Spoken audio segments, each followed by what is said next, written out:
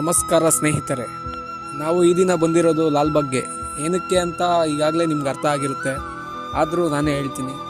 ಲಾಲ್ಬಾಗಲ್ಲಿ republic day ಅಂಗವಾಗಿ flower show ಅನ್ನು ಆಯೋಜಿಸಲಾಗಿದೆ.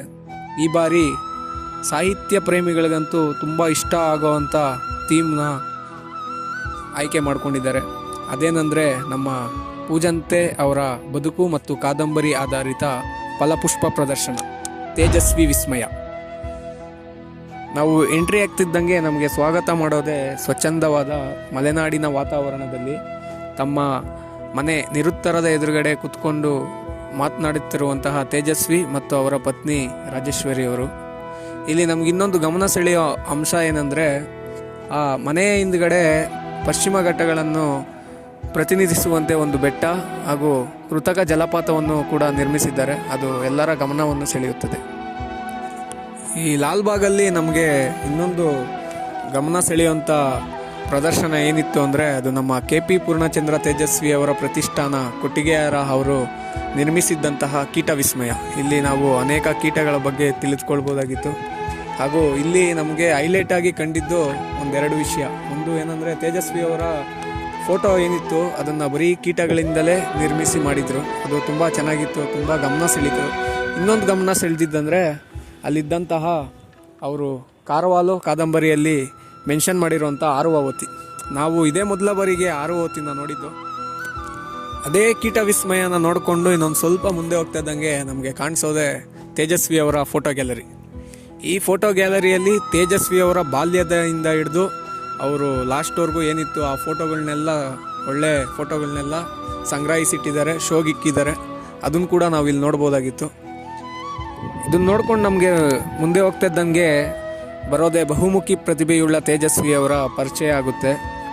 ಒಬ್ಬ ಬೇಟೆಗಾರನಾಗಿ, ಛಾಯಾಗ್ರಾಹಕನಾಗಿ, ಸಂಗೀತಗಾರನಾಗಿ, ಚಿತ್ರಗಾರನಾಗಿ, ರೈತನಾಗಿ, ಪಕ್ಷಿ ತಜ್ಞನಾಗಿ, ಅಷ್ಟೇ ಯಾಕೆ ಸಾಮಾಜಿಕ ಹೋರಾಟಗಾರನಾಗಿ, ಚಿಂತಕರಾಗಿ ಹಾಗೂ ತಂತ್ರಜ್ಞಾನದಲ್ಲಿ ಅವರಿಗಿದ್ದಂಥ ಒಲವು ನಮಗೆ ತಿಳಿಯುತ್ತದೆ.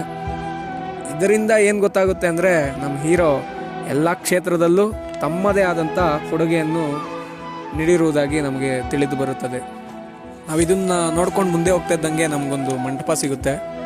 ಆ ಮಂಟಪದಲ್ಲಿ ತೇಜಸ್ವಿ ಹಾಗೂ ನಮ್ಮ ರಾಜೇಶ್ವರಿ ಅವರು ಸರಳ ವಿವಾಹ ಪದ್ಧತಿಯಾದಂಥ ಮಂತ್ರಮಾಂಗಲ್ಯದ ಮುಖಾಂತರ ಮದುವೆ ಆಗುತ್ತಿರುವಂತಹ ಹಾಗೂ ಕುವೆಂಪು ಅವರು ಆ ಮಂತ್ರವನ್ನು ಬೋಧಿಸುತ್ತಿರುವಂತಹ ಒಂದು ಚಿತ್ರಣ ನಮಗೆ ಕಾಣಿಸುತ್ತೆ. ಈ ಮಾಂಗಲ್ಯ ಪದ್ಧತಿಯನ್ನು ಕುವೆಂಪು ಅವರು ಪರಿಚಯಿಸ್ತಾರೆ. ಇದರ ಮೂಲ ಉದ್ದೇಶ ಏನಂದರೆ, ಯಾವುದೇ ಮದುವೆ ತೋರ್ಪಡಿಕೆಗಲ್ಲ, ಮನಸ್ಸುಗಳ ನಡುವೆ ನಡಿಬೇಕು ಎಂಬುದೇ ಇದರ ಮುಖ್ಯ ಉದ್ದೇಶ ಆಗಿರುತ್ತದೆ. ಈ ರೀತಿಯಲ್ಲಿ ಮೊದಲು ಮದುವೆ ಆದಂಥ ಜೋಡಿ ನಮ್ಮ ತೇಜಸ್ವಿ ಹಾಗೂ ರಾಜೇಶ್ವರಿ ಅವ್ರದ್ದು. ನನಗೆ ತಿಳಿದಿರೋ ಮಟ್ಟಕ್ಕೆ ತೇಜಸ್ವಿ ಅವರ ಪುಸ್ತಕ ಓದದೇ ಇರೋರೇ ಯಾರೂ ಇರಲ್ಲ. ಯಾಕಂದರೆ ಕನ್ನಡ ಸಾಹಿತ್ಯ ಲೋಕದಲ್ಲಿ ನಾವು ಪುಸ್ತಕಗಳನ್ನ ಸ್ಟಾರ್ಟ್ ಮಾಡೋದೇ ತೇಜಸ್ವಿ ಅವರ ಪುಸ್ತಕಗಳಿಂದ.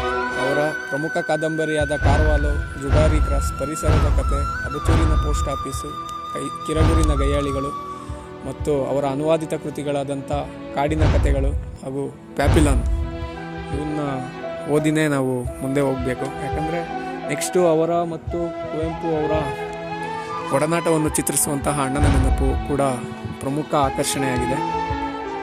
ನಮಗೆ ಇದರಿಂದ ತಿಳಿದು ಬರುತ್ತೆ ತೇಜಸ್ವಿ ಅವರ ಬರಹಕ್ಕೆ ಎಷ್ಟು ಶಕ್ತಿ ಇದೆ, ಎಲ್ಲರನ್ನೂ ಓದಿನ ಹತ್ತೆಗೆ ಆಕರ್ಷಿಸುವಂತಹ ಶಕ್ತಿ ಬಗ್ಗೆ ತಿಳಿಯುತ್ತದೆ. ನನಗೆ ತೇಜಸ್ವಿಯವರ ಒಂದು ಸಾಲು ತುಂಬ ಇಷ್ಟ. ಇದು ಯಾವಾಗ ಕೇಳಿದ್ರೂ ಒಂದು ಇನ್ಸ್ಪಿರೇಷನ್ ಥರ ಅನಿಸುತ್ತೆ. ಅದೇನೆಂದರೆ, ನಾವು ಬಯಸಿದಂತೆ ಬದುಕುವ ಸ್ವಾತಂತ್ರ್ಯ ಯಾವತ್ತೂ ಭಯಾನಕ ಹೋರಾಟದ ಫಲವೇ ಹೊರತು ಸುಲಭಕ್ಕೆ ಸಿಗುವುದಲ್ಲ.